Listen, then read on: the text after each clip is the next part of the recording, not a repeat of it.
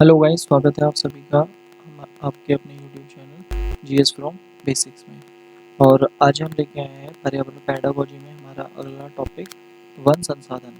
तो गाइस, हमने पहला टॉपिक देखा था परिवार और मित्र, तो उसकी बात करी थी और हम उसी सीरीज में अगला टॉपिक लेके आए हैं। हमारा इसका दूसरा पार्ट है हमारा वन संसाधन।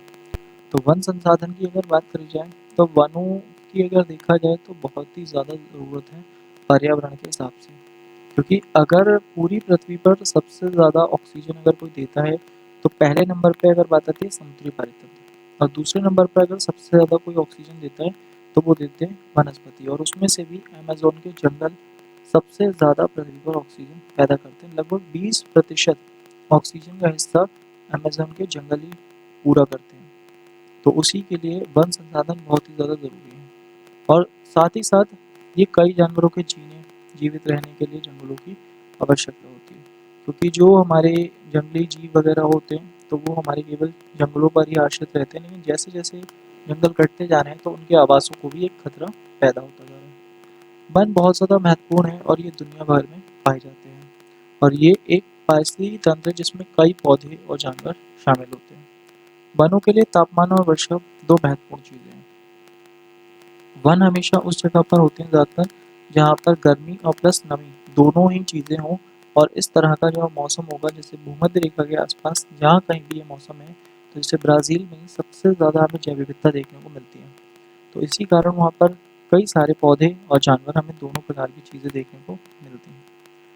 अब बात करें अगर हम वनों के उपयोग की, तो वनों के कई प्रकार के उपयोग हैं, जैसे वाणिज्यिक उपयोग, मतलब उद्योग में अगर देखा जाए तो वनों का सबसे बड़ा रोल है, क्योंकि इनसे लकड़ी या कोयला जिसे हम जलाऊ लकड़ी कहते हैं, लुगदी जो कागज बनाने के काम में आती है, खाद्य पदार्थ जो हमें बहुत सारी चीज़ें प्राप्त होती हैं खाद्य पदार्थ पेड़ पौधों से, गोंद या रेजिन जो वनों से या पौधों से हमें प्राप्त होता है, जो तेल होता है, रबड़ है, फाइबर है, लाख, बांस के डब्बे, चारा, दवाएं, ये कई सारी चीज़ें ऐसी हैं जो हमें केवल वनों से ही प्राप्त होती हैं। इनकी कीमत अगर हम प्रतिवर्ष के हिसाब से देखें तो लगभग 300 बिलियन से भी अधिक की कीमत है। कई वन भूमि का उपयोग खनन, कृषि, चराई और मनोरंजन और बांध के विकास के लिए भी किया जाता है। अब खनन की बात आती है, अगर कहीं किसी भी मृदा में कोई चीज़ पाई जाती है तो वहाँ पर खनन का कार्य होता है और उस जगह की वनस्पति नष्ट होती है। या कृषि के पर्पज से जैसे उत्तर पूर्वी राज्यों में भारत में अगर बात करी जाए झूम खेती जो हो रही है, तो वहाँ वनों को कृषि पर्पज के लिए काटा जाता है। या चराई वगैरह जंगल में जो चराई वगैरह करते हैं और मनोरंजन वगैरह शिकार वगैरह, या अपने कोई उसमें टूरिस्ट प्लेस वगैरह या पार्क वगैरह बनाते हैं, तो मनोरंजन के लिए भी वनों का कटान होता है या उनका प्रयोग किया जाता है। और बांध का विकास जो जंगलों के माध्यम से होता है, तो बांध का विकास किया जाता है। तो कहीं ना कहीं ये सारे हमारे वाणिज्यिक उपयोग होते हैं। इसके अलावा अगर हम बात करें पारिस्थितिकी उपयोग, तो मतलब जो इकोलॉजी के लिए हमारे सबसे ज़्यादा हेल्पफुल होते हैं, तो वो कौन से हो सकते हैं? हमारे वनों द्वारा प्रदान की जाने वाली निम्नलिखित हैं। तो ये पहली बात तो ऑक्सीजन का उत्पादन, जैसे पृथ्वी पर सबसे ज़्यादा ऑक्सीजन अगर है तो वो हमारे पेड़ पौधों के द्वारा ही है।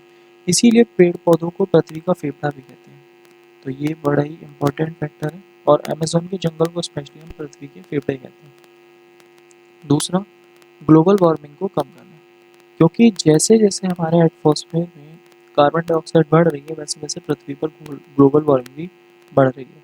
और जैसे जैसे ग्लोबल वार्मिंग बढ़ रही है तो उसका कारण वनों का कम होना है। क्यों? क्योंकि जो पौधे होते हैं वो कहीं ना कहीं कार्बन डाइऑक्साइड को कम करते हैं और ऑक्सीजन को बढ़ाते हैं।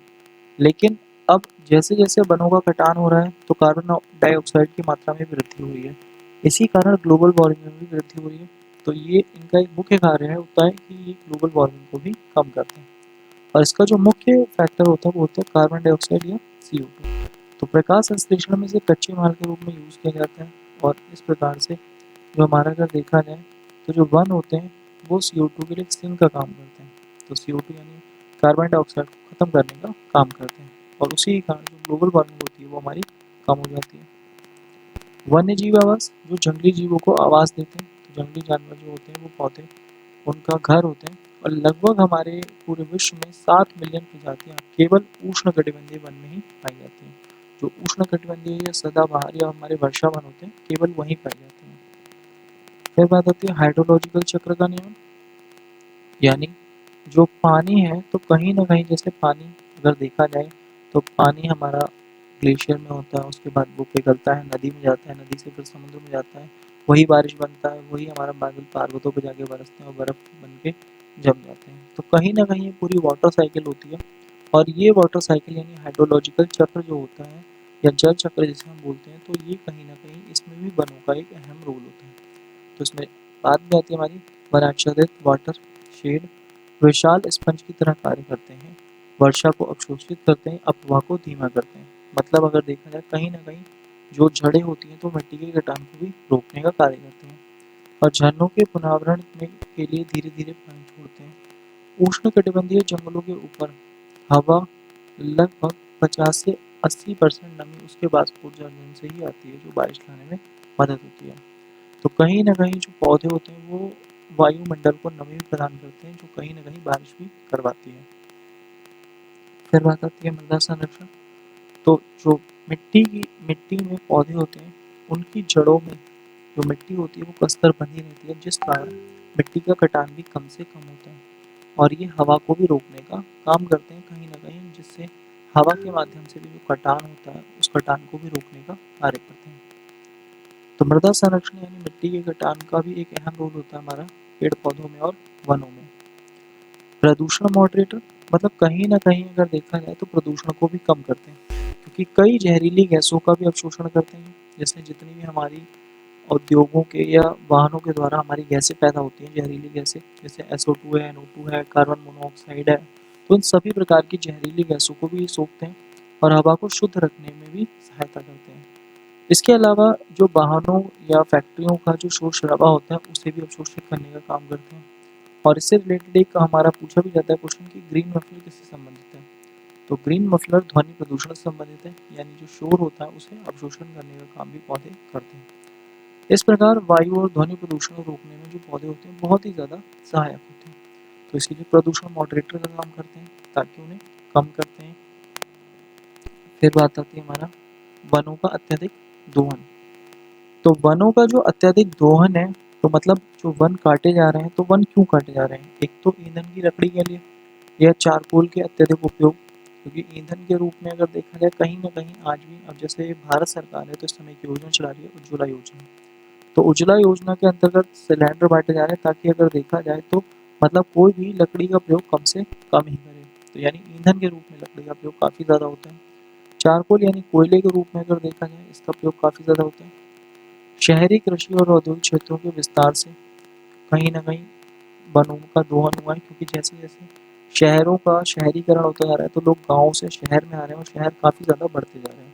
उस कारण शहरों के आस-पास के जो बाग बगीचे या वन थे तो उन्हें काटा जा रहा है। इस कारण उससे भी कहीं न कहीं वनों को नुकसान हो रहा है। अतिचारण अतिचारण की अगर बात करें, जहाँ जानवर अत्यधिक मात्रा में चराए जाते हैं तो उस कारण अतिचारण होता है और उसके कारण भी एक बड़ा फैक्टर है कि जो वन हो रहे हैं वो हमेशा लगातार नष्ट हो रहे हैं। तो ये शहरीकरण या कृषि या औद्योगिक क्षेत्रों के विस्तार या अतिचारण के कारण हमारे जंगलों का अत्यधिक दोहन हो रहा है और जिस कारण उनका तेजी से क्षरण भी हुआ है। तो ये भी एक कहीं न कहीं काफ़ी ज़्यादा बड़ा इफ़ेक्ट डालता है हमारे पर्यावरण के ऊपर। फिर बात आती है वनों की कटाई। तो वनों की कटाई अगर देखा जाए जंगल के अलावा किसी चीज़ के लिए जगह बनाने के लिए, तो जंगल को अगर देखा जाए तो कोई भी चीज़ है, अगर मान लो किसी का अगर देखा जाए जो जंगल है वो काट कर अपनी प्रॉपर्टी को डेवलप करना चाहते हैं, कुछ भी है, तो कहीं न कहीं वो पेड़ों को स्थायी रूप से हटा देता है। इसकी साफ-सफाई भी रहती है और अगर देखा जाए हटाकर वहाँ पर अब या तो वो कृषि करता है या चराई के लिए भूमि साफ करता है या ईंधन निर्माण या निर्माण कार्य या लकड़ी का उपयोग करना चाहता है। तो कहीं न कहीं जैसे अगर देखा जाए फर्नीचर वगैरह है तो लकड़ी के लिए सबसे ज़्यादा फर्नीचर का काम लकड़ी से ही होता है। ईंधन के रूप में लकड़ी का रूप प्रयोग करता है या जिस जगह से वन काटे हैं तो वहाँ खेती वगैरह करता है या फिर वहाँ पे अपने मकान वगैरह बनाता है या अपने जानवर वगैरह चराता है। तो कहीं न कहीं वनों की कटाई के लिए कई सारे कारण हो सकते हैं। विश्व वन्यजीव कोष के अनुसार वन पृथ्वी की भूमि की सतह से लगभग 30% से भी अधिक कवर करते हैं। अब विश्व वन्यजीव कोष कहता है कि जो हमारे वन है वो लगभग पृथ्वी पर 30% से भी ज़्यादा एरिया कवर करते हैं। अब भारतीय वन नीति कहती है कि पूरे भारत में अगर देखा जाए लगभग एक तिहाई भाग पर वनों का विस्तार होना चाहिए, जिसमें पर्वतीय क्षेत्रों पर 60% और मैदानी क्षेत्रों पर 20% का विस्तार होना चाहिए। जबकि भूटान अगर कहता है तो उसमें 70% भाग पर लगभग वनों का विस्तार होना चाहिए। तो हर कोई देश अपने अपने अकॉर्डिंगली नियम कानून बना सकते हैं कि उनके यहाँ कितने वनों का विस्तार होना चाहिए। तो यही है, विश्व वन्यजीव कोष ने बताया कि लगभग 30% से भी ज़्यादा वनों का कवर कहाँ है, हमारी पूरी पृथ्वी पर है। फिर बात आती है वनों की कटाई के प्रमुख कारण। तो वनों की कटाई के प्रमुख कारण पहला है हमारा स्थानांतरित कृषि। अब ये जो स्थानांतरित कृषि होती है इसे झूम कृषि भी कहते हैं, या इसे कर्तन कृषि भी कहते हैं, या इसे पैड़ा पद्धति भी कहा जाता है, या इसे बर्न खेती, या इसे दहन खेती भी कहते हैं। और ये सबसे ज़्यादा जो होती है, ये अगर देखा जाए तो ये सबसे ज़्यादा उत्तर पूर्वी राज्यों में होती है। ये एक कृषि का ही प्रकार होता है जिसमें एक किसी निश्चित जमीन की वनस्पति को साफ किया जाता है और कुछ वर्षों के लिए खेती करी जाती है, उसके बाद इसे छोड़ दिया जाता है। और इसकी उर्वरकता जब तक तो काम में आती है तब तक हम इस भूमि का उपयोग करते हैं, जब उर्वरकता खत्म हो जाती है तो हम इस भूमि को छोड़ देते हैं। यह पर्यावरण के लिए हानिकारक है, क्यों? क्योंकि इसमें पेड़ों को और पत्तियों को जला दिया जाता है, या तो उन्हें काट दिया जाता है या उन्हें जला दिया जाता है। काट देते हैं तो उसे बोलते हैं कर्तन, और अगर जला देते हैं तो उसी को हम बोलते हैं दहन या बर्न खेती। और उनकी राख को उर्वरकता बढ़ाने के लिए मिट्टी में मिला दिया जाता है, लेकिन एक निश्चित अवधि के बाद ये भूमि बंजर हो जाती है और सारी उर्वरकता खो देती है, जिस पर कोई फसल नहीं उगाई जा सकती। तो कहीं ना कहीं मतलब पहले वनों को काटा जाता है, फिर जब तक यूज़फुल होती है ज़मीन तब तक तो हम उसे यूज़ करते हैं और उसके बाद में फिर हम ऐसे ही छोड़ देते हैं। और भारत और हमारे पास के जो उत्तर पूर्वी राज्य हैं, जैसे आंध्र प्रदेश, बिहार या मध्य प्रदेश, यहाँ सभी जगह जो उत्तर पूर्वी के साथ साथ ये भी राज्य हैं हमारे, यहाँ सभी लगभग अगर देखा जाए काफ़ी ज़्यादा मात्रा में हमारी स्थानांतरित या फिर कर्तन या दहन या फिर अगर देखा जाए झूम खेती की जाती है। तो उससे काफ़ी ज़्यादा वनों को नुकसान हो रहा है। फिर बात आती है खनन की। तो खनन अगर देखा जाए ये भी एक बड़ा है, क्योंकि कोयला है, तेल है, तो इसके लिए या कोई अयस्क है तो उसके लिए कहीं न कहीं खनन किया जाता है, और खनन के लिए वनों की भूमि की ज़रूरत पड़ती है। या सड़कों के निर्माण के लिए, तो कहीं न कहीं खनन हो गया या सड़क निर्माण हो गया, तो उसके लिए कहीं न कहीं वनों को काटा जाता है। और इनसे जो फिर दूषण निकलता है तो कहीं न कहीं उससे जो नुकसान होता है वो पर्यावरण को ही नुकसान होता है। पर्यावरण की जितनी भी प्रजातियाँ हों, चाहे वो पौधों की हों, चाहे वो जीव-जंतुओं की हों, कहीं न कहीं इनसे ही वो प्रजातियाँ प्रभावित होती हैं। फिर बात आती है लॉगिंग। लॉगिंग तो अवैध कटाई की गतिविधि को होता है। अवैध कटाई मतलब जो जंगलों से चोरी वगैरह होती है लकड़ी। अब लकड़ी की चोरी बहुत सारे कामों के लिए होती है, या तो फर्नीचर हो गया, या कागज़ बनाने के लिए, या माचिस की तीलियाँ, या कुछ भी लकड़ी से उद्योग जो होते हैं, तो उन सभी प्रकार के उद्योगों में लॉगिंग यानी जो अवैध रूप से कटाई की जाती है, तो उस चीज़ की अगर बात आती है। और लकड़ी का उपयोग सबसे अधिक ईंधन के रूप में भी किया जाता है, तो कहीं न कहीं इसीलिए बड़ी मात्रा में पेड़-पौधों को काटा जाता है। जब पेड़-पौधों को काटा जाता है तो इसी कारण जो अवैध रूप से कटिंग होती है पेड़-पौधों की, तो उसे ही हम लॉगिंग कहते हैं। तो यहाँ पे लॉगिंग का प्रयोग करके ईंधन, लकड़ी या फर्नीचर आदि में भी उसका प्रयोग किया जाता है। फिर बात आती है शहरीकरण। तो जैसे-जैसे शहर डेवलप हो रहे हैं वैसे-वैसे कहीं न कहीं शहरों की डिमांड बढ़ती जा रही है और आवास की कमी होती जा रही है, तो इस कारण शहरों के आस-पास के वनों को काटा जा रहा है। या शहरों को बड़ी मात्रा में लाइट की ज़रूरत होती है, तो इसलिए जल विद्युत योजनाओं के लिए भी पेड़-पौधों को काटकर बाँध बनाए जा रहे हैं, सड़क बनाया जा रहा है या खनन किया जा रहा है, तो उससे भी जंगलों का विनाश हो रहा है। तो यहाँ पर हमारा स्टेटमेंट भी है, जैसे जनसंख्या बढ़ती है, लोगों की ज़रूरतें बढ़ती हैं और आगे चलकर वनों की कटाई क्यों ले जाते हैं। सड़क निर्माण, घरों का विकास, खनिज शोषण, उद्योग आदि जैसी चीज़ों को पूरा करने के लिए वनों को काटा जाता है। जंगल की आग। तो जंगल की आग ये भी इस समय की एक बड़ी दिक्कत है, क्योंकि इस समय जैसे-जैसे पॉल्यूशन फैल रहा है वैसे-वैसे जंगल की आग भी एक बड़ी समस्या है।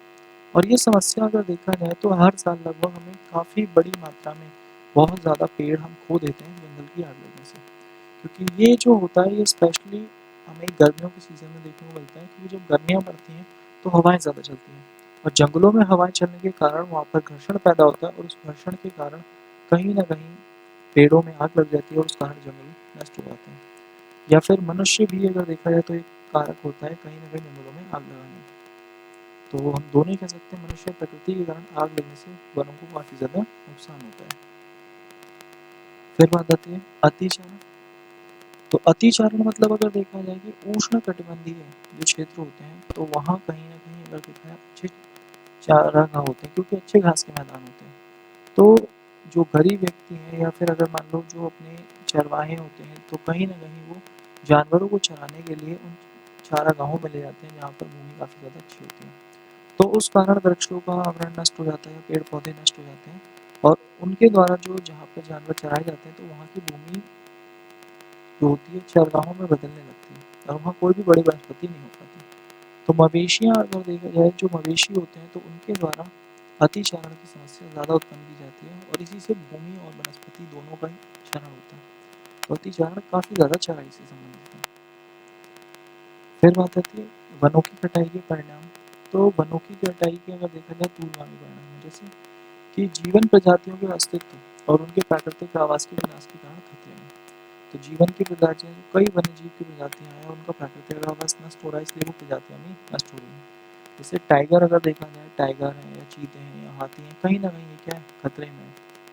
फिर मीथेन और कार्बन डाइऑक्साइड जैसी गैसें पृथ्वी के वायुमंडल में गर्मी को फंसाती हैं। तो कहीं ना कहीं ग्लोबल वार्मिंग बढ़ रही है, तो ये भी एक सबसे बड़ा कारण है, क्योंकि कार्बन डाइऑक्साइड बढ़ रही है तो इस कारण ग्लोबल वार्मिंग भी बढ़ रही है। जैव विविधता नष्ट हो रही है, तो इस कारण अगर देखा जाए पौधों की और जानवरों की जो स्पीशीज हैं वो भी नष्ट हो रही हैं, तो इससे आनुवंशिकता भी नष्ट हो रही है। जल चक्र यानी हाइड्रोलॉजिकल चक्र, ये भी प्रभावित हो रहा है, इससे वर्षा कहीं न कहीं अब पहले की तुलना में काफ़ी ज़्यादा कम हो गई है। मिट्टी के कटाव की समस्या बढ़ गई है और मिट्टी की उर्वरकता की भी हानि बढ़ गई है, क्योंकि पेड़-पौधों की वजह से पहले उसमें ह्यूमस की मात्रा हुआ करती थी और जो उर्वरकता का काम करती थी, लेकिन अब जैसे-जैसे पेड़ कट रहे हैं, वैसे-वैसे मिट्टी की उर्वरकता भी कम होती जा रही है। वनों की कटाई से भूमि का क्षरण हो रहा है, यानी भूमि का कटान हो रहा है और पेड़ पहाड़ों की सतह को बनाए रखते थे, नदियों का जलस्तर अचानक बढ़ जाता है, जिससे बाढ़ आ जाती है। पहले जो पेड़ थे वो पहाड़ों को बांध के रखते थे, लेकिन अब जैसे-जैसे पेड़ कट रहा है, वैसे-वैसे पहाड़ भी कटते जा रहे हैं। तो इस कारण नदियों में अचानक जलस्तर भी बढ़ जाता है, बाढ़ वगैरह की समस्याएँ भी हमें ज़्यादा, और पहाड़ी क्षेत्रों में तो भूस्खलन तक भी काफ़ी ज़्यादा हर साल हमें देखने को मिलता है।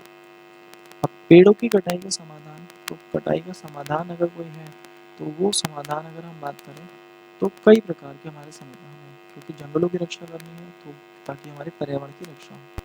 अब पेड़ की जगह पे नए पेड़ों को काटने और अधिक रोपण पर प्रतिबंध लगाना चाहिए, कि अगर कहीं पर भी कोई भी पेड़ काटे जा रहे हैं, तो उसके ऊपर प्रतिबंध अवश्य लगाना चाहिए, तो गवर्नमेंट की तरफ से।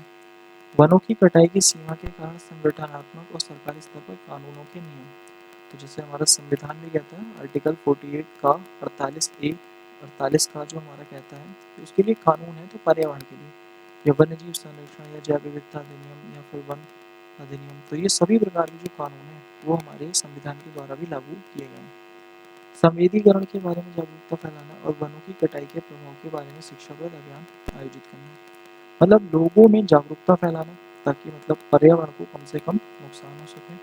तो ये कहीं न कहीं अगर देखा जाए, जागरूकता फैलाना, कानून बनाना और अधिक से अधिक पौधे लगाना या उनकी कटाई पर रोक लगाना, ये सभी वनों की कटाई के समाधान हैं। तो ये था गाइस आज का हमारा दूसरा टॉपिक, और नेक्स्ट सेशन में हम बात करेंगे आश्रय की। तो हम अगला टॉपिक देखेंगे हमारा कल, जो होगा हमारा आश्रय। और गाइस अगर आज की वीडियो अच्छी लगी तो प्लीज़ वीडियो को लाइक करें, शेयर करें, चैनल को सब्सक्राइब करें, और अगर कोई दिक्कत है, अगर कोई चीज़ समझ में ना आई हो, तो आप कमेंट करके पूछ सकते हैं। Thank you guys, thanks for watching.